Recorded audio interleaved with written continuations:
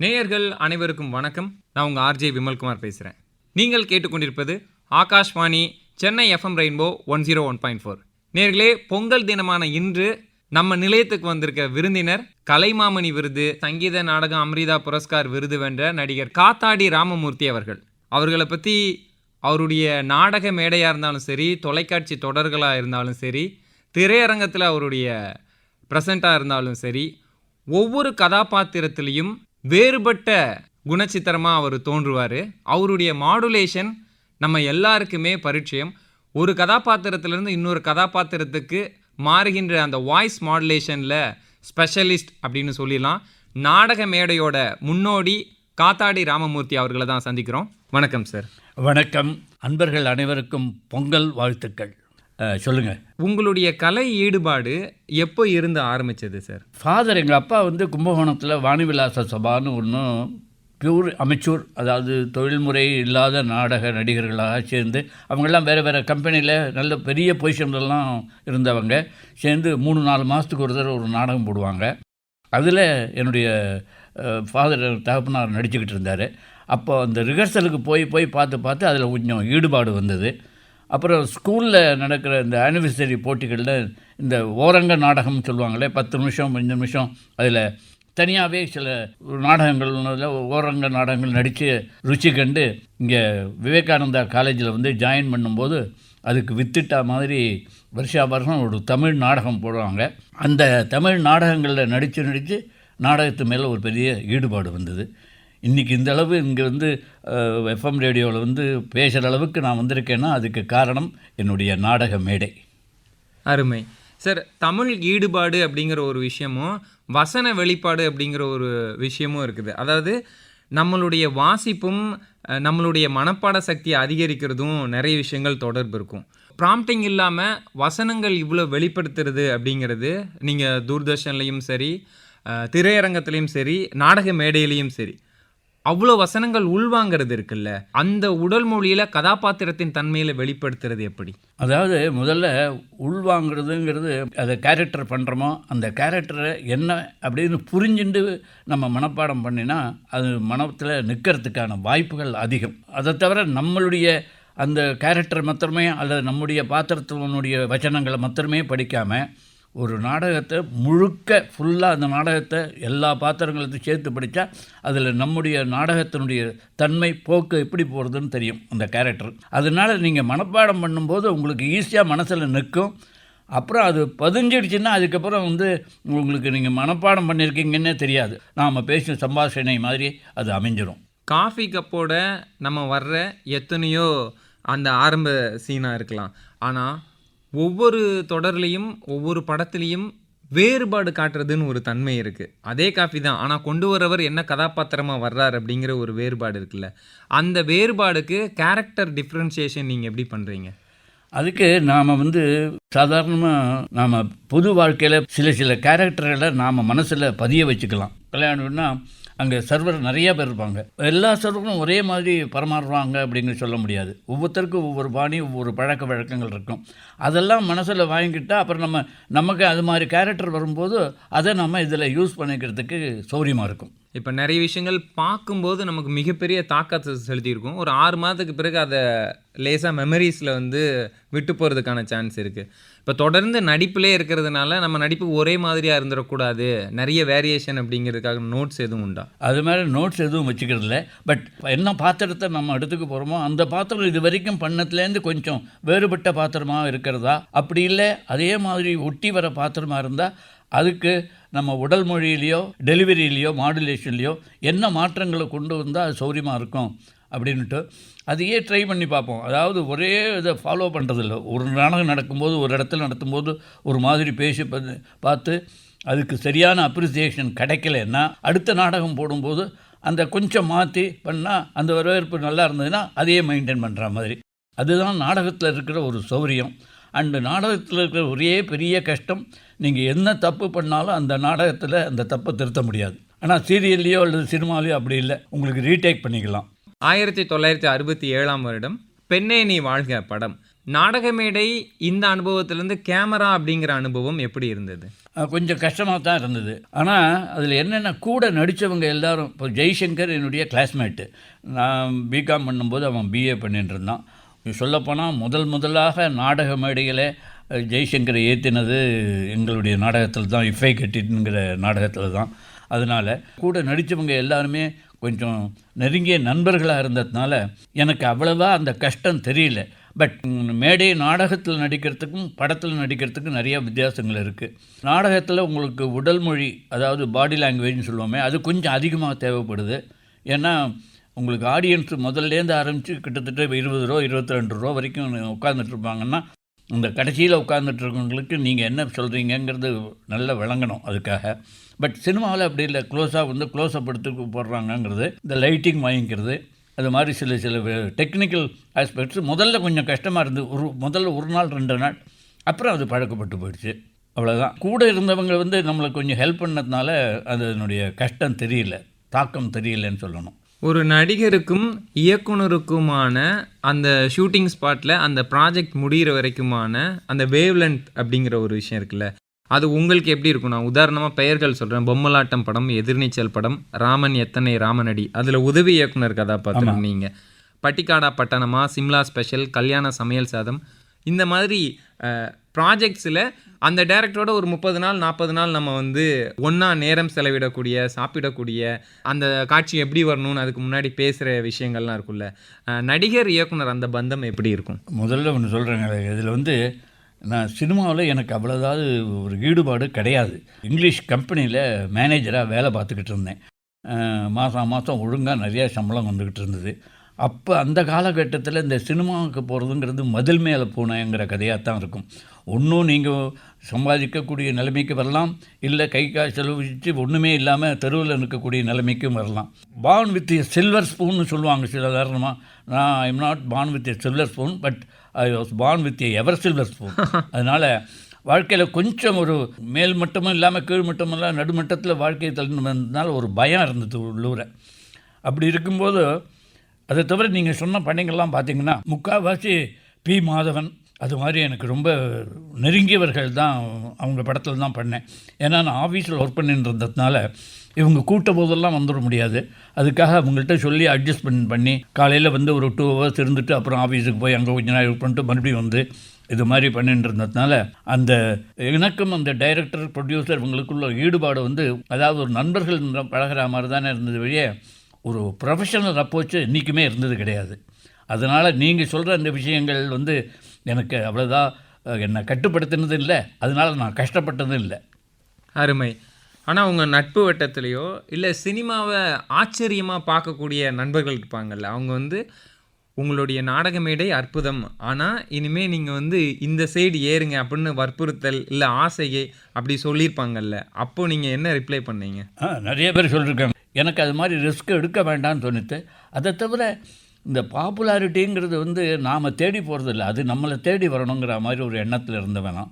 அதனால் நாடகத்தில் நடித்தே நல்ல பேர் இருக்குது. போய் சினிமாவில் போய் பேர் வந்தாலும் வரலாம், பேர் கெட்டு போனாலும் போகலாம், என்னத்துக்கு அது. அண்டு நாம் எதிர்பார்க்குற மாதிரி நாடகத்தில் நம்மளால் கேரக்டரை எடுத்துக்க முடியும். ஆனால் சினிமாவில் அப்படி முடியாது. அவங்க கொடுக்கறது தான் பண்ண வேண்டியிருக்கும். அதனால் ஜாஸ்தி எனக்கு அந்த சினிமாவில் ஈடுபாடு இல்லாமல் இருந்தது. அதனால் இங்கே என்னுடைய நண்பர்கள்லாம் சொல்லி இது மாதிரி சொல்லும்போது, வேணாம்ப்பா நான் இதுலேயே போயிட்டுருக்கேன், நோன் டெவில் இஸ் பெட்டர் தான் அன்னோன் ஏஞ்சல் மாதிரி, இதுதான் பெட்டரு. அப்படியே 1-2 சான்ஸ் வந்தால் போய் பண்ணிட்டு வருது. இவ்வளோ நாடக மேடை அனுபவங்கள் உங்களுக்கு கதையாக்கம், வசனம், இயக்குனர் அப்படிங்கிற ஒரு விஷயத்த சினிமாவில் பண்ணணும் அப்படிங்கிற ஐடியா வந்துச்சா? நாடகத்திலேயே பண்ணணுங்கிற ஐடியா கிடையாது சினிமாவுக்கு. ஏன்னா நாடகத்தில் நான் டைரக்ட் பண்ணுறேன், பட் டைரக்ட் பண்ணால் கூட நான் என் பேர் போட்டுக்கிறது இல்லை. யார் கதை எழுத்துறாங்களோ அவங்கள தான் நான் இயக்குனராக நான் பண்ண சொல்கிறது. ஏன்னா என்ன இருந்தாலும் நம்ம ஒரு புறத்தியார் குழந்தைக்கு நாம் ட்ரெஸ் பண்ணுறது எப்படி, அவங்க குழந்தைக்கு அவங்களே ட்ரெஸ் பண்ணி கொடுக்குறது எப்படி. உண்மையாக சொல்ல போனால் விஷுவை ஒரு இயக்குனராக ஆக்கினது நான் தான். டௌரி கல்யாண வைபவம்னு ஒரு கதை இது என்கிட்ட கொடுத்தாரு. சரி, நல்லா இருந்தது, பண்ணுறேன், ஆனால் நீ தான் டைரக்ட் பண்ணணுன்னு அவன் பண்ண மாட்டேன்னா. அவருக்கு இன்னும் இஷ்டம் இல்லை, பயமாக என்ன ஏதுன்னு நான் பண்ண மாட்டேன்னா. இந்த நாடகத்தை போடுறதா இருந்தால் நீ தான் இதை டைரக்ட் பண்ணணுன்னு சொல்லி அவனை ஃபோர்ஸ் பண்ணி டைரக்ட் பண்ண வச்சேன். அவன் ரொம்ப நாள் வரைக்கும் அதை சொல்லிட்டு இருப்பான். அது நீ சொல்லேன்னா நான் அந்த லைனில் வந்து இவ்வளோ பேர் வாங்கியிருக்கவே முடியாதுன்னுட்டு. அஃப்கோர்ஸ் பேர் வாங்கினது அவருடைய சாமர்த்தியம், அவருடைய திறமை, அதைத்தான் சொல்லணும். நாடக மேடையிலையும் சினிமாலையும் சக நடிகர்களோட உங்களோட உரையாடல் எப்படி இருக்கும்? இப்போது இந்த ப்ராஜெக்ட் முடிகிற வரைக்கும் நாம் நிறைய விஷயங்கள் ஒத்துப்போகணும், அவங்களோட தன்மை வேறவாக இருக்கும். ஆனால் காட்சியில் 2 பேரும் பேலன்ஸ் பண்ணி போகும்போது தான் அதனோட தாக்கம் அதிகமாக இருக்கும். அப்போ சக நடிகர்களோட உரையாடல் நட்பு எப்படி இருக்கும்? சாதாரணமாக நம்ம ஃப்ரெண்ட்ஸ் எப்படி பேசிக்கிறோமோ அது மாதிரி தான் பேசுவோம். வெளியே ஒரு மரியாதை தான் கொடுப்பாங்க வெளியே. மற்றபடி நான் டைலாக் தப்பாக சொன்னாலும் சரி, இல்லை டைலாக் மாற்றி பேசினாலும் சார் நீங்கள் அந்த டைலாக் இப்படி சொல்லிட்டீங்க அப்படின்னு எடுத்து சொல்லக்கூடிய அளவுக்கு தான் நாடகத்தில் இருக்கிறவங்க யாராக இருந்தாலும் அப்படி தான் பேசுவாங்க. இந்த வேறுபாடு கிடையாது. சினிமாவில் இருக்கிற மாதிரியோ அல்லது ஈவன் சீரியலில் கூட அது மாதிரி வேறுபாடுகள் ஜாஸ்தி கிடையாது. நாடகத்தில் அப்படி இல்லை. வயசு வித்தியாசங்கள் இருந்தாலும் நண்பர்களாகவே பேசுவோம். அந்த வயசுக்கு கொடுக்க வேண்டிய மரியாதையை கொடுப்பாங்க. அண்ட் அதே மாதிரி நாடகம் மேடையில் யாருக்கு ஒருத்தர் நான் டைலாக் விட்டாலும் சரி, இன்னொருத்தர் கூட நடிக்கிறவங்க யார் விட்டாலும் சரி, அது வெளியில் தெரியாதபடி அதை அட்ஜஸ்ட் பண்ணி பேசி கொண்டு போகிறது தான் வழக்கம். அவங்களுக்கு தப்பு பண்ணிட்டாங்கங்கிறத உள்ளே வந்து தான் சொல்லுவோம். உள்ளே வந்து திட்டிகிட்டே சொல்லுவோம், அறிவு வெட்டவன் நீ மட்டும் அந்த டைலாக் விட்டுட்டியா அப்படின்ட்டு. நாடகத்துறையில் உங்களுடைய நண்பர்கள், இப்போது இருக்கிற நண்பர்கள் பற்றி சொல்லுங்கள். நாடகத்துறையில் இருக்கிறவங்க எல்லாருமே என்னுடைய நண்பர்கள்.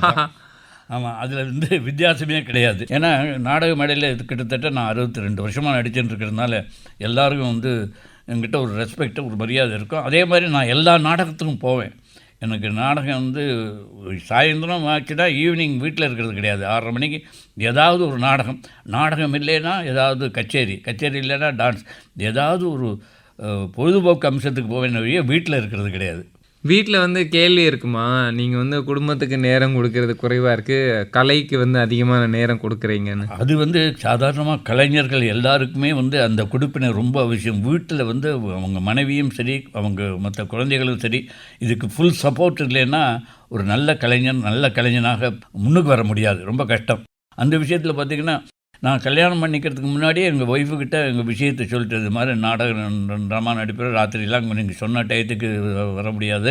எங்கள் வீட்டில் நாங்கள் ஜாயின்ட் ஃபேமிலியாக இருந்ததுனால எனக்கு அந்த பெரிய ப்ராப்ளமே கிடையாது. நான் என் ஒய்ஃபோட கல்யாணம் ஆனதுலேருந்து இது வரைக்கும் நாங்கள் சேர்ந்து போன படம் 3 படம் 4 படம். ஐயோ, அவ்வளோதான் இருந்திருக்கும். எத்தனை ஆண்டு திருமண வாழ்க்கை? 66 திருமணம் ஆச்சுன்னா பார்த்துங்க. இவ்வளோ ஆண்டில் 3 படங்கள் தான் கூப்பிட்டு போனீங்களா? கல்யாணம் ஆன புதுசில் ஒரு படம், அதுக்கப்புறம் நடுப்புற கமலஹாசன் சொல்லி அவ்வை சண்முகி போனோம். அதுக்கப்புறம் இப்போ ரீசெண்டாக ஏதோ ஒரு படம் போடுறவங்க, இந்த படம் பேர் வேறு மறந்து போகிறது. இப்போ எல்லாம் எனக்கு தாத்தா ரோல் தான் தராங்க. அதுதான் கொஞ்சம் வருத்தமாக இருக்க வெளியே. எனக்கு வந்து நான் என் மனைவி மீனாட்சி, எனக்கு 2 பெண் குழந்தைகள், 2 பேரும் கல்யாணம் ஆகி இப்போ யூஎஸில் செட்டில் ஆகியிருக்காங்க. எல்லோரும் நல்ல சப்போர்ட். காலையில் கூட என் பெண் அங்கேருந்து ஃபோன் பண்ணி, அப்பா உனக்கு நாளைக்கு தாம்பரத்தில் சனந்தாவில் ட்ராமா இருக்காமே அப்படின்னு. உனக்கு எப்படிமா தெரியும் அப்படின்னு. இங்கே இருக்க உங்களுடைய அம்மா அங்கே இருக்காங்க, அவங்க ஃபோன் பண்ணி பேசும்போது என்கிட்ட சொன்னாங்க அப்படின்னா. எனக்கு நாடகத்தில் ஈடுபாடு நல்லா புரிஞ்சுக்கிட்டு எனக்கு ஃபுல் சப்போர்ட் கொடுக்கறதுனால தான் இன்னுமே நான் வீட்டை பற்றி கவலைப்படாமல் நாடக மேடையிலேயே சுற்றின்னு இருக்க முடிகிறது. அவங்க சினிமாவுக்குள்ளே கலைத்துறையில் நாட்டம் இருந்ததா? என்னுடைய பெரிய பொண்ணு பெரிய கர்நாடிக் மியூசிக் பாடுவாங்கலாம், அதனால் அங்கே நிறையா கர்நாடிக் கிளாஸஸ் தான் எடுக்கிறாங்க. சின்ன பொண்ணு ஷீஸ் டான்ஸர். முன்னாடி டான்ஸர், இப்போ இந்த வயசில் குரு. நிறைய கிட்டத்தட்ட 50 ஸ்டூடெண்ட்ஸ் இருக்காங்க யூஎஸில். இங்கே வந்து கூட அரங்கேற்றம் பண்ணுவாங்க அது மாதிரி அந்த அளவுக்கு. அதனால் அவங்களுக்கு கொஞ்சம் கலையில் ஈடுபாடெல்லாம் உண்டு. சொல்லப்போனால் என் பெரிய பொண்ணும் இங்கே கூத்துபிரான் இருந்தபோது இங்கே ஆல் இண்டியா ரேடியோ நாடகத்தில் தான் நடிச்சிருக்காங்க. தூர்தர்ஷனுக்கும் உங்களுக்குமான பந்தம் அதை பற்றி சொல்லுங்கள். 1988 பஞ்சு பட்டு பீதாம்பரம். தூர்தர்ஷனை விட முதல்ல ஆல் இண்டியா ரேடியோவுக்கு தான் நான் ரொம்ப கடமைப்பட்டிருக்கேன். எப்படி? ஏன்னா ஆல் இண்டியா ரேடியோவில் வண்ணச்சுடர்னு போட்டு இந்த நாடகம் போட்டு நாங்கள் நாடகத்தை போட்டு என்னுடைய வாய்ஸ், என்னுடைய குரலை எஸ்டாப்ளிஷ் பண்ணி எனக்குன்னு ஒரு தனி ஒரு முத்திரையை வாங்கி கொடுத்தது ஆல் இண்டியா ரேடியோ. ஓ, அதனால் இன்ஃபேக்ட் எங்கள் வளர்ச்சிக்கு ரொம்ப உறுதுணையாக இருந்தது ஆல் இண்டியா ரேடியோ தான். அதில் அந்த ரேடியோ நாடகத்தை கேட்டு தான் நாங்களும் வளர்ந்தோம். எங்களையும் வளர்த்து விட்டது ஆல் இண்டியா ரேடியோ தான். இது கல்யாணம் ஆன புதுசாக அந்த டயத்தில் இங்கே தான் ஆடிஷனுக்கு வந்து ஒரு நாடகம் முடிச்ச உடனே 15 ரூபா செக்கை வாங்கிட்டு அதில் இருக்கிற ஒரு சந்தோஷம் இருக்குது. அது பெரிய ஒரு மன திருப்தி ரொம்ப ஜாஸ்தியாக இருக்கும். அப்போ வெளியில் உங்கள் வாய்ஸை கேட்டுட்டு உங்கள் குரல் தானே வானொலியில் அப்படி சொல்லியிருக்காங்க. நிறைய இடத்துல கேட்டிருக்காங்க. ஏன்னா சில கடையில் எப்படின்னு பேசும் முகம் தெரியாது உங்களுக்கு இல்லையா, அப்படி பேசி நம்ம ஏதாவது பேசி கேட்டும்போது ரேடியோ ட்ராமாவில் நடிக்கிறீங்களா அப்படிமா. அப்போ பேர் கூட சரியாக தெரியாமல் இருக்கும். எனக்குன்னு ஒரு முத்திரையை ஏற்படுத்தி கொடுத்ததும் தூர்தர்ஷன் தான். பஞ்சு பட்டு பீதாம்பரம் நீங்கள் அதுலேருந்து பார்த்தீங்கன்னா எனக்கு பெரிய சந்தோஷம் என்னென்னா இன்றைக்கி தமிழ் உலகத்தில் அதாவது நாவல் உலகத்தில் ரொம்ப ஃபேமஸான 2 கேரக்டர், ஒன்றும் துப்பறியும் சாம்பு, இன்னொன்று அப்புசாமி, நம்ம குமுதத்தில் பாக்கியம் ராமசாமியோட அப்புசாமி சீதா பாட்டி. அந்த 2 கேரக்டருமே நான் ஸ்டேஜ்லேயும் சரி டிவிலையும் சரி பண்ணியிருக்கேன். அந்த ஒரு திருப்தி எனக்கு உண்டு. 2010க்கு பிறகான உங்களோட ப்ராஜெக்ட்ஸில் புத்தம்புது காலை அந்த ப்ராஜெக்ட் அனுபவம் எப்படி இருந்தது? நம்ம ஒரு தொழில் செய்கிறதுக்காக போகிறோம், அதில் நம்முடைய ஈடுபாடு என்ன, நம்முடைய கடமை என்ன, நம்ம எப்படி அது பண்ணணும், எவ்வளவு நல்லபடியாக பண்ணி கொடுக்க முடியும் அப்படிங்கிறது தானே வழியே. ஜாஸ்தி பாக்கி விஷயத்தில் இந்த அட்மினிஸ்ட்ரேஷன் விஷயத்துலலாம் நான் தலையிடுறதே கிடையாது. நான் என்னுடைய வேலை வரைக்கும் தான் பார்த்துட்டு போவேன் வழியே, பாக்கி விஷயத்தில் அனாவசியமாக கேட்டால வழியே மூக்க நுழைக்கிறது கிடையாது. நீ வந்து எனக்கு பெரிய மூக்காக இருந்தாலும். இந்த நகைச்சுவையை பற்றி சொல்லுங்கள் சார். ஏன்னா மக்கள் உங்களை பெருவாரியாக கொண்டாடுற ஒரு இடம்னா அவரோட நகைச்சுவை உணர்வு. நாடக மேடையாக இருக்கலாம், இல்லை தேட்டர் அனுபவமாக இருக்கலாம். அந்த நகைச்சுவை தன்மையை பற்றி சொல்லுங்கள். நகைச்சுவை தன்மைங்கிறது எனக்கு கூட பிறந்ததுன்னே சொல்லலாம்னு நினைக்கிறேன். இல்லை எங்கள் அப்பா கிட்டேருந்து எனக்கு வந்தது.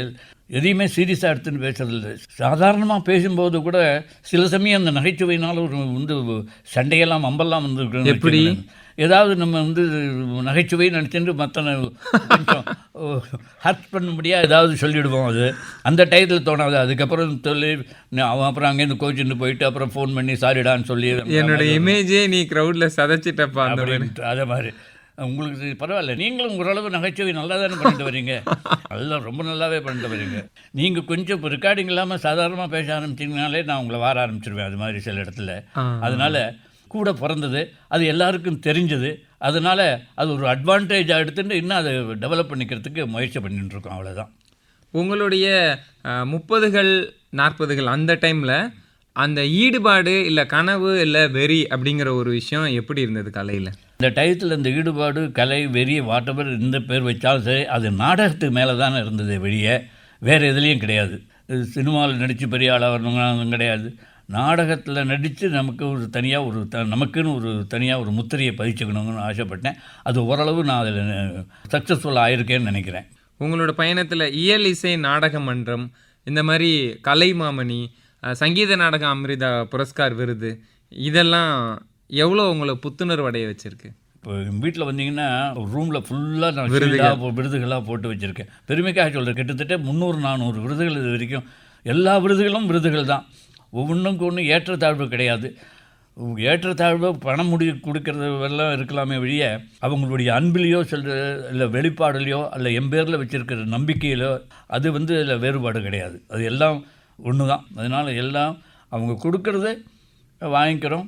அது வந்து அவங்க ஈடுபாடோடு கொடுக்குறாங்க, அதே ஈடுபாடோடு நம்ம வாங்கிக்கிறோம். அவ்வளோதானே வழிய. இந்த கலைமாமணிகள்லாம் சில விருதுகளுக்கு வந்து இப்போ கொஞ்சம் மவுசு ஜாஸ்தி. அதே மாதிரி சங்கீத நாடக டெல்லியில் போய் ஜனாதிபதிக்கு ஏழை வாங்கினதுங்கிறது ஒரு பெரிய விஷயம். வீட்டில் என்ன சொன்னாங்க அப்போது? வீட்டில் அழைச்சிட்டு போயிட்டேன்னு, அதனால் பிரச்சனை இல்லை. இல்லை அந்த அதுக்கப்புறம் வைக்கிற காஃபிக்கு ஒரு தனி மரியாதை வந்து சேரும்ல விருதுக்கு அப்புறம் வர்றது? அது கிடையாது.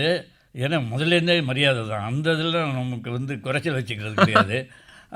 ஏன்னா அவங்களுக்கு நம்ம ஒரு தனி 3வது ஆளாக மதிக்கிறது இல்லை. நம்மளோட கூட சேர்த்தவங்க தானே, நல்லது கெட்டது எல்லாத்தையும் டிஸ்கஸ் பண்ணி தானே பேசணும். இது மாதிரி அது அவார்டு கிடைச்ச உடனே முதல்ல அவங்கள்ட்ட தானே சொல்கிறோம், இது மாதிரி வந்திருக்கு, நம்ம டெல்லி போகிறோம் அப்படின்னு சொல்லிட்டு.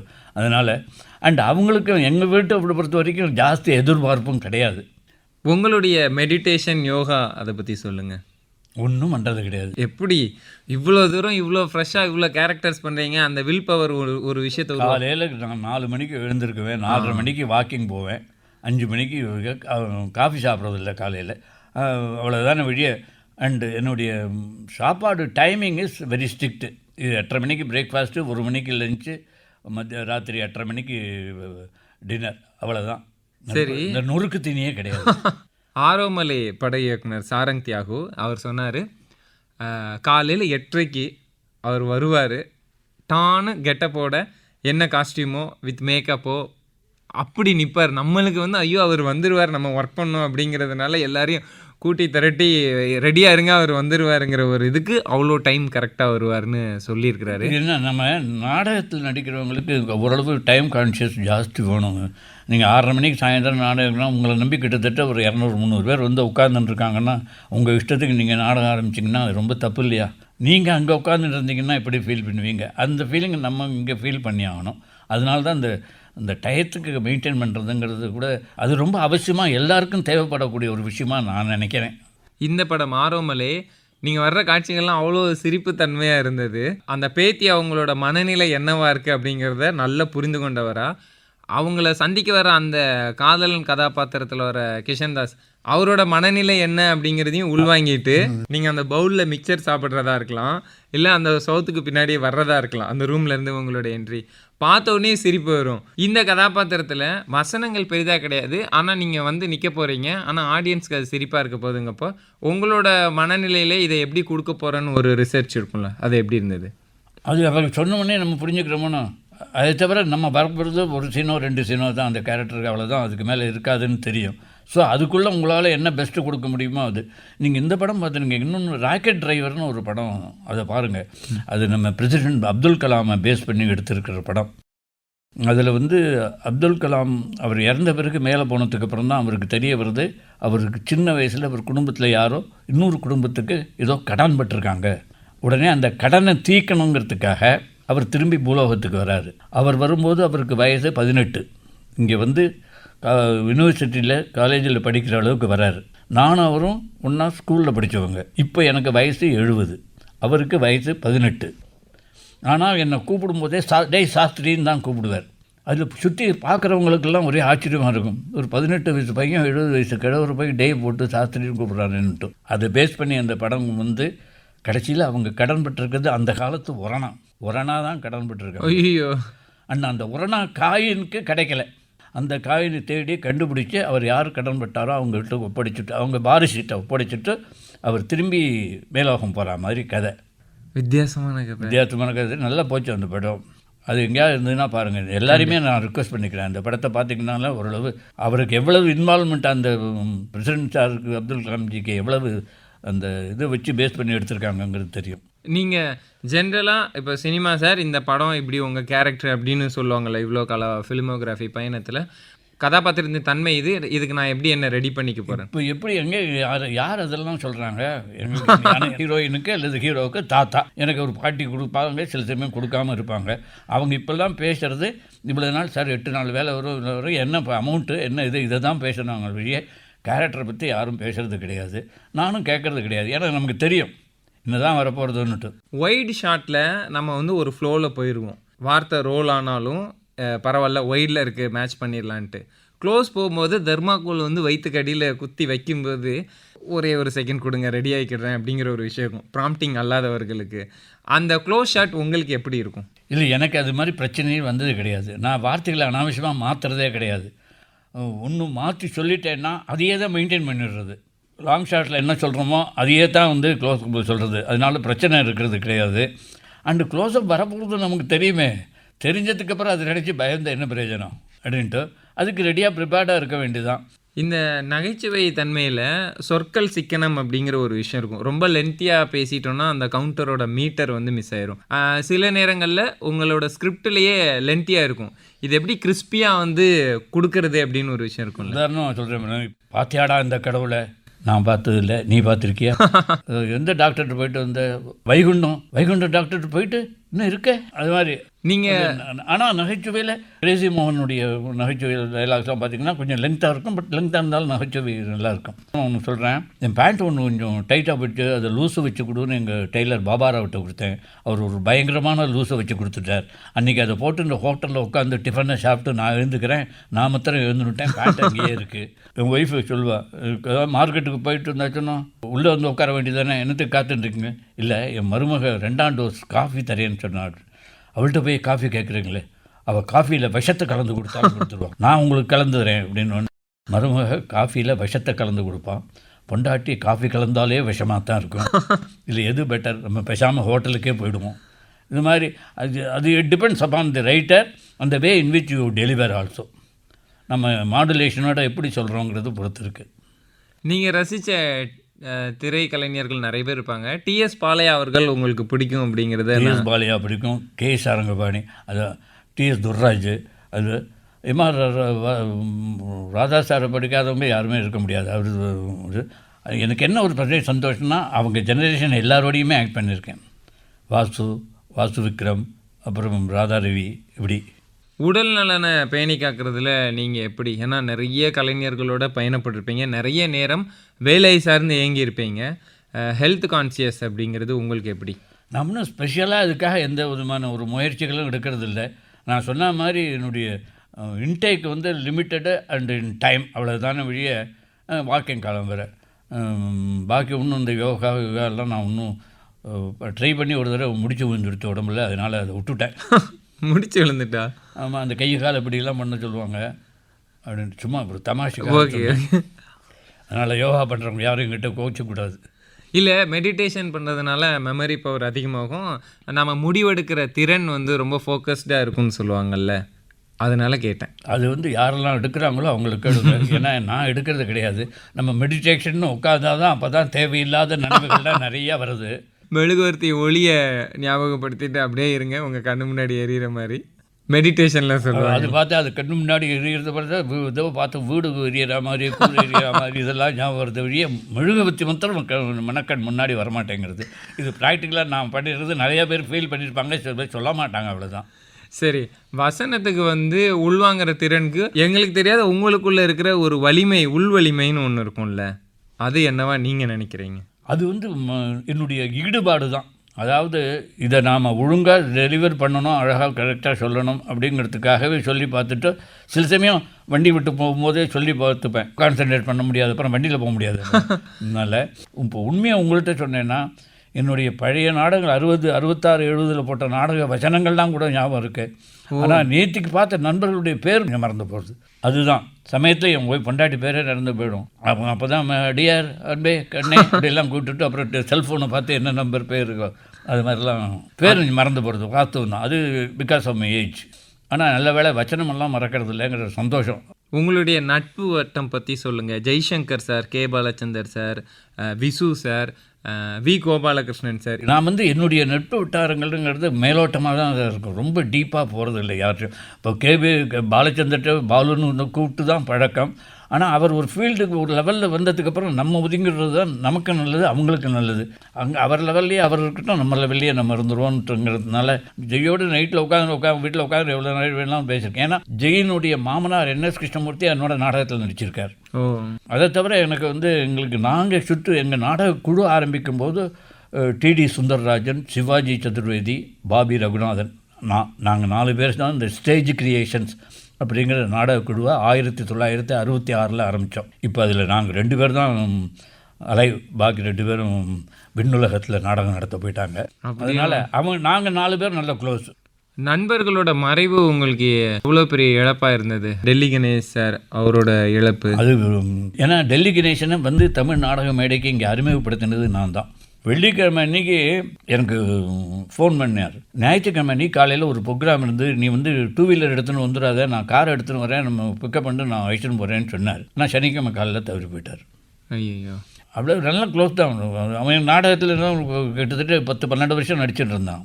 இப்போ சமீபத்தில் சிவாஜி சதுர்வேதின்னு கூட அவர் ஃபவுண்டர் மெம்பர், அவர் கூட தவறி போட்டார். அதுக்கு என்ன பண்ண முடியும், நம்ம இது இயற்கையினுடையது.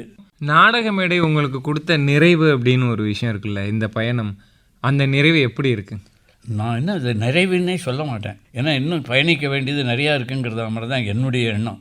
கிட்டத்தட்ட ஒரு 50 ஆண்டுகள் பயணப்பட்டதில் ஒரு சந்தோஷம் இருக்குல்ல, அந்த சந்தோஷத்தை கேட்குறேன். இந்த சந்தோஷம்தான் தான் இன்னும் அதை மெயின்டைன் பண்ணணும்னு ஆசைப்பட்றேங்கிறேன். என்னுடைய நான் இன்றைக்கி இந்த வயசுலேயே நல்ல ஆரோக்கியமாக இருக்கிறதுக்கு காரணமே நாடக மேடையும் நாடக ரசிகர்களும் தான். அவங்க ஒவ்வொரு சிரிப்பும் ஒவ்வொரு கைதட்டலும் எனக்கு ஒரு எனர்ஜி மாதிரி, டானிக் மாதிரி இருக்குது அப்படி உடம்புல அப்படின்னு சொல்லணும். அதுதான் எனக்கு எல்லாமேங்கிற மாதிரி நினச்சின்னு போகிறது காரணமே அதுதான். சாப்பாடு ஒன்று தான் திருப்தி ஆச்சுன்னு சொல்ல முடியும், பாக்கி எல்லாத்துலேயுமே எல்லாருக்குமே திருப்தி அடிச்சதாக சொல்ல முடியாது. பைசா வந்ததுன்னா எவ்வளோ வந்தாலும் மருந்து வந்துக்கிட்டே இருந்தால் கூட பரவாயில்லம்பாங்க. ஆனால் இது நாடகங்கிறது அப்படி இல்லை, எவ்வளோ இருந்தாலும் பண்ணிகிட்டே இருந்தால் சந்தோஷமாக இருந்துக்கிட்டே தான் இருக்கும். சார், சுயசரிதமாக சில ஆளுமைகள் நம்மளை வந்து பெரிதும் ஈர்த்திருப்பாங்க. சில வேலைகளில் இவரோட வாழ்க்கைக்கு நம்ம நடிச்சிருந்தா எப்படி இருக்கும் அப்படின்னு யோசிக்க தோணியிருக்கும். உங்களுக்கு அந்த மாதிரி சுயசரிதம் நடிக்க ஆசை இருந்ததா? சுயசரிதம்னு வந்து ஏன்னா ஒருத்தர் வாழ்ந்ததை போய் நம்ம வந்து மறுபடியும் வாழ்ந்து காட்டுறதுங்கிறது ரொம்ப தேவையில்லாத ஒரு விஷயமா தெரியும். நீங்கள் எவ்வளோ தான் நல்லா பண்ணாலும் அவங்களோட கூட பழகினவங்களுக்கு இது ஒரு வித்தியாசமானதாக வேறுபட்டதாக தான் தெரியும். அதனால் யாருடைய வாழ்க்கையும் நான் வாழ்ந்து காட்டணும், அதை நடித்து காட்டணும்னு ஆசைப்பட்டதில்லை. பட் நான் கேரக்டராக எழுதினதை நடிக்கணுங்கிற ஆசை உண்டு. இப்போ நான் சொன்ன மாதிரி துப்புரியும் சாம்புங்கிறது வந்து ஒரு பீரியடில் தெரியாதவங்க பற்றி இருக்காது. அந்த கேரக்டர் நான் மேடையில் பண்ணும்போது அவ்வளோ பேருக்கு அவ்வளோ சந்தோஷம், இன்க்ளூடிங் மைசெல்ஃப். நானும் அதை பண்ணும்போது அதே மாதிரி அப்புசாமி கேரக்டர் பண்ணும்போது இந்த குமுதத்தில் வந்து அந்த அப்புசாமி கேரக்டர் அப்படி ஒரு அது அப்போ பண்ணும்போது நமக்கு ஒரு திருப்தி. அப்புசாமி படம் எடுக்கிறாருன்னு நாங்கள் ஒரு சீரியலே எடுத்தோம். அதில் அவர் எழுதிட்டு தான் அந்த காஷ்மீரில் போய் ஷூட்டிங் பண்ண போகிறோம். காஷ்மீரில் போகிறவங்களுக்கெல்லாம் குளிரும், அங்கெல்லாம் ஐஸ் எல்லாம் இருக்கும், நடக்கணுங்கிறதுக்காக என்ன பண்ணுவேன், லாரி நிறைய ஐஸ் கட்டியில் வாங்கிட்டு வந்து ஹாலில் பரப்பி அது மேலே நிற்க வச்சு ஆர்டிஸ்ட்டை அப்போ தான் அவங்களுக்கு வந்து அங்கே நிற்கிறதுக்கு தெம்பு வரும். பைத்தியகாரத்தனமான ஐடியாக்கெல்லாம் இதெல்லாம் பண்ணோம். மக்கள்கிட்ட கிடைக்கிற இந்த வரவேற்பு எப்படி இருக்குது சார்? அப்போ மனசுக்கு சந்தோஷமாக தான் இருக்கும், அது இல்லைன்னு சொல்ல முடியாது. ஆனால் சில சமயம் அவங்களுடைய ஈடுபாடு கொஞ்சம் ஜாஸ்தியாக போகும்போது தான் நம்ம கொஞ்சம் கஷ்டமாக போடுமே ஒழிய, மற்றபடி எல்லோரும் வாழ்த்தும் போது அது ஒரு தனி மகிழ்ச்சி தான், அது இல்லைன்னு சொல்ல முடியும். யாராவது வந்து என்னை யாராவது பாராட்டினா எனக்கு சந்தோஷமே இல்லைன்னு சொன்னாங்கன்னா அது போய் பாராட்டுகள் மனுஷனுக்கு தேவை. அது வந்து ஒரு எனர்ஜி மாதிரி உங்களுக்கு மனசுக்குள்ளே ஒரு ஆத்மார்த்தமான திருப்தி இருக்க தான் செய்யும். நிகழ்ச்சியோட முதல் கேள்வியை நான் கேட்டிருக்கணும். ராமமூர்த்தி சாருக்கு காத்தாடி ராமமூர்த்தி அப்படிங்கிற பேர் எப்படி வந்தது? இது ரொம்ப எல்லாருக்கும் தெரிஞ்ச விஷயம். இது நானும் திருப்பி சொல்லியிருக்கேன். இங்கே சென்னையில் வந்தப்புறம் வாழ்க்கை பயணம் விவேகா ஃபைன் ஆர்ட்ஸ் கிளப்போட அதில் சோ அவர்கள் இஃப் ஐ கெட் இட், என்னிடம் கிடைத்தால்னு ஒரு நாடகத்தில் ஒரு கேரக்டர் பேர், பத்திரிகை ஆஃபீஸில் ஒரு கார்ட்டூன் போடுற கேரக்டர் பேர் காத்தாடி. அந்த நாடகம் ரொம்ப சிச்சுவேஷன் காமெடி, ரொம்ப பிரமாதமாக போச்சு. ஆனால் என்னுடைய சொந்த பெயர் யாருக்கும் தெரியாது, ஆனால் அந்த கேரக்டர் பேர் தெரியும். அது வந்து சில மரியாதையாக காத்தாடி போகிறாருமா, காத்தாடி போனாமா, அது மாதிரி வந்து அந்த காத்தாடின்னு சொல்லி அது பேரை சொல்ல ஆரம்பித்தாங்க. அப்புறம் நான் சோழ பேர்கிட்ட கேட்டேன், எங்கள் அப்பா அம்மா வச்ச பேர் ராமமூர்த்திடா, அது ராம மூலமாக அது என் பேரையே கெடுத்துடும் போல இருக்கு. அவர் தான் சொன்னால் நீ மாதிரி பேரை சேர்த்து வச்சுக்கோ, சரியாக போயிடும், தேங்காய் சீனிவாசன் மாதிரி. அவனுடைய வாக்கு நல்ல வாக்கு, இன்னி வரைக்கும் ஐடென்டிஃபிகேஷனுக்கு ஈஸியாக இருக்குது. தேசிங் பெரியசாமி அவர் கண்ணும் கொள்ளையடித்தால் படத்தோட இயக்குனர் ஒரு ஷார்ட் ஃபிலிம் பண்ணியிருப்பார். அதில் நீங்கள் முற்றிலும் மாறுபட்ட ஒரு க்ரைம் மர்டர் அந்த மாதிரியான ஒரு கதாபாத்திரமாக வந்திருப்பீங்க. உங்ககிட்ட கதை சொல்ல வர்றவங்கள்ட்ட இவர் படம் பண்ணலை, ஷார்ட் ஃபிலிம் இல்லை அறிமுக இயக்குனர் அப்படிங்கிற விஷயங்கள்லாம் எப்படி நம்பிக்கையாக களம் இறங்குறீங்க? அதாவது என்னை நம்பி வந்து இதெல்லாம் இளைஞர்கள் முன்னுக்கு வரணும்னு ஆசை. நான் அவங்கள்ட்ட பணம் ஜாஸ்தி எதிர்பார்க்கல. என்னால் அவங்களுக்கு பண்ணக்கூடிய ஒரு சின்ன உதவி இந்த கலை உலகத்தில் அவ்வளோதான். ஏன்னா நாங்கள் படம் எடுத்து ஒரு அனுபவப்பட்டிருக்கேன். நாங்கள் 4-5 பேர் சேர்ந்து தாகம்னு ஒரு படம் எடுத்தோம். பாபு நந்தன் கோடு அப்படின்னு அவர் தான் டைரக்டர். நந்திதா போஸ்ன்னு ஒரு பெங்காலி ஆர்டிஸ்ட், அவங்க தான் ஹீரோயின். முத்துராமன் தான் ஹீரோ. முத்துராமன் எனக்கெல்லாம் ரொம்ப நல்ல க்ளோஸ்டு. பாரதி ராஜா கூட அதில் அசிஸ்டன்ட் டைரக்டராக இருந்தார் அவர். இந்த பயணத்தில் ஒரே ஒரு படம் நம்மளோட வாழ்வியல் அனுபவத்தை நம்ம பார்த்த உலகத்தை காட்டுறதுக்கு ஒரு படம் அப்படின்னு தோணுச்சா? அப்படி இப்போ சிம்லா ஸ்பெஷல்னு கிட்டத்தட்ட நாங்கள் போய் வந்து ஒரு 15-20 நாள் சிம்லாவில் உட்காந்துட்டு கொட்டை அடித்து பண்ணிட்டு வந்தோம். அதே மாதிரி பட்டிக்காடா பட்டணம் அப்படியே நான் உணர்ச்சி வசப்பட்டு அப்படியே இணைஞ்சு அப்படியே உருகி பண்ணதெல்லாம் எனக்கு ஒன்றும் படத்தை பொறுத்த வரைக்கும் இல்லை. நாடகத்தை பொறுத்த வரைக்கும் கேட்டிங்கன்னா எல்லா நாடகத்துலேயும் சரி, எல்லா கேரக்டரும் சரி தான். அப்படி இப்போ துப்பறியும் சாம்பு சொன்னீங்கல்ல, இந்த மாதிரி நாடக மேடையில் நீங்கள் அதிகமாக பட்டின பிரவேசம் இருக்கலாம், அதிகமாக வந்து மேடை ஏறின நாடகமாக இருக்கலாம், இல்லை ஒரு நாள் மேடை ஏறினாலும் சரி, அந்த கதாபாத்திரத்தின் தன்மை நம்மளை விட்டு நீங்கிறதுக்கு கொஞ்சம் காலம் எடுத்தது அப்படிங்கல. ஏன்னா சில கதாபாத்திரத்தோட வலியோ இல்லை சில கதாபாத்திரத்தோட கஷ்டங்களோ ஈடுபாடு சொல்கிறீங்க. பட்டு அது வந்து எனக்கு தெரிஞ்சு அது மாதிரிலாம் ஒன்றும் கிடையாது. நான் அந்த துப்பறியும் சாம்பு மேடையில் நடிச்சுட்டு முடிந்து வந்தேன்னா நான் ராமமூர்த்தியாக போய்டுறேன். நான் வந்து யாராவது ரொம்ப பேர் சில பேர் அது மாதிரிலாம் சொல்லி கேள்விப்பட்டிருக்கேன். அப்படின்னு எனக்கு புரியல. அது அப்படியே அந்த வீட்டில் வந்து ஒன்று அப்படியே அந்த கேரக்டராகவே இருக்கிறேன் அப்படின்லாம் சொல்கிறாங்க. அப்படி வந்தால் வீட்டில் அடித்து உத்தரிச்சிடுவாங்க. சரி, இப்படி கேட்கலாம். சில நேரங்களில் நாடக ரசிகர்கள் நாடகம் முடிஞ்சதுக்கு பிறகு கையை பிடிச்சிட்டு எனக்கு அந்த கதாபாத்திரம் தந்தையை நினைவூட்டுச்சு, இல்லை என் உறவில் சிலரை ஞாபகப்படுத்துச்சு அப்படின்னு சொல்லுவாங்கல்ல, அதுக்கு நீங்கள் அந்த உளவியெல்லாம் அந்த ஆன்மாவுக்குள்ளே கடந்து போகிறது ஒன்று இருக்குல்ல? அது மாதிரி ஏதாவது சொன்னாங்கன்னா அந்த சமயத்தில் அவங்க திருப்திக்காக ஏதாவது 2 வார்த்தை சொல்லி அப்படியா ரொம்ப சந்தோஷம், நல்ல வேளை அப்படியாவது என்ன உங்களுக்கு ஞாபகம் இருக்கு, என்ன உங்களுக்கு தெரியுது அப்படின்னு சொல்லிவிட்டு அவங்கள சந்தோஷப்படுத்திடுவேன் வழியே. அதுக்கப்புறம் நான் அதை மறந்துடுறேன். அது நீங்கள் சொன்ன மாதிரி நடந்திருக்கு. அங்கேருந்து வந்து பார்த்துட்டு இங்கே என்னுடைய கசின் ஒருத்தன் உங்களை மாதிரியே இருப்பாங்க சார் அப்படின்ட்டு. சரி, நான் என்ன பண்ணுறது சொல்லுங்கள் அதுக்கு. இந்த கலையில் உங்களை வந்து ஒவ்வொரு ப்ராஜெக்ட்டுக்கும் புதுப்பிச்சுக்க நீங்கள் என்ன மாதிரி பண்ணுவீங்க? சிலருக்கு இசை கேட்கலாம், சிலருக்கு வாசிப்பாக இருக்கலாம், சிலருக்கு உணவாக இருக்கலாம். புதுப்பித்தல் எப்படி நடக்கும் கதாபாத்திரங்கள் மாறி மாறி பண்ணும்போது? புதுப்பித்தலும் இல்லை, அந்த கேரக்டரை நம்ம தான் படிக்கிறோமே, படித்து பார்ப்பேன். நான் பார்த்து நிறையா புக்ஸ் எல்லாம் படிப்பேன். பொழுதுபோகம் இருக்குது. உங்கள் வாசிப்பை சொல்லுங்கள். முக்கால்வாசி எல்லா புத்தகமும் படிப்பேன். இப்போ என்னை பற்றி வர புத்தகங்களை அதிகமாக படிப்பேன் வச்சுங்களேன். அதில் வர கேரக்டர், அந்த சில கதைகள் பார்த்தேன்னா அந்த கதைகளில் ஏதாவது ஒரு கேரக்டர் ஈடுபாடு இருந்ததுன்னா அப்புறம் அந்த ஆத்தத்தை நாங்கள் விட்டபோது அந்த ஒரு கதையை படித்து பாரு, அதில் ஏதாவது உனக்கு உல்டாவாக பண்ண முடியுமா பாரு. உடனே அதுதான் தோணும். உல்டாவாக பண்ண முடியுமா பாரு, இல்லை இது வேறு விதமாக ஏதாவது ட்ரீட் பண்ண முடியுமா பாரு, காப்பி அடிச்சேங்கிறது தெரியாதபடி பண்ணு அப்படிங்கிற மாதிரி தான் சொல்ல முடியும். சூப்பர் சார், ரொம்ப நன்றி. இன்னும் நிறைய விஷயங்கள் உங்களோட நாடக மேடையிலையும் சரி, திரையிலும் சரி, உங்ககிட்ட இருந்து அந்த ஆற்றலை பார்க்குறதுக்கு நாங்கள் இன்னும் காத்திருக்கிறோம்.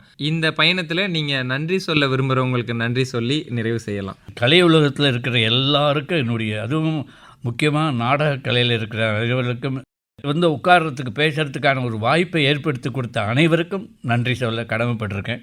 முக்கியமாக உங்களை வந்து இங்கே இந்த சந்திப்பில் நான் பார்ப்பேன்னு எதிர்பார்க்கவே இல்லை. ஏன்னா உங்களது ஒரு தனித்தன்மை வாய்ந்த ஒரு நடிப்பாக நான் பார்த்துருக்கேன். அதுக்காக சொல்கிறேன். அது எனக்கு தனியாக என்னுடைய பாராட்டுகள் உங்களுக்கு. ஆசீர்வாதமாக எடுத்துக்கிறேன் சார். எடுத்தனால தப்பே இல்லை, வயசு இருக்குது ஆசீர்வாதம் பண்ணுறதுக்கு. ஆகாஷ்வாணி சென்னை FM ரெயின்போ 101.4க்கு நீங்கள் வந்ததுக்கு ரொம்ப ரொம்ப நன்றி. இந்த பொங்கல் உங்களால் எங்களுக்கு சிறப்பானது, உங்களுக்கும் சிறப்பாக வாழ்த்துக்கள் சார். ஆமாம், ரசிகர்கள் எல்லோருக்கும் பொங்கல் வாழ்த்துக்கள். எல்லா வாழ்த்துக்களையும் சொல்லி நிறைவு செய்கிறேன். உங்களுடைய அன்பும் ஆதரவும் என்றும் எதிர்பார்க்கும் உங்கள் காத்தாடி ராமமூர்த்தி. வணக்கம். ரொம்ப ரொம்ப நன்றி.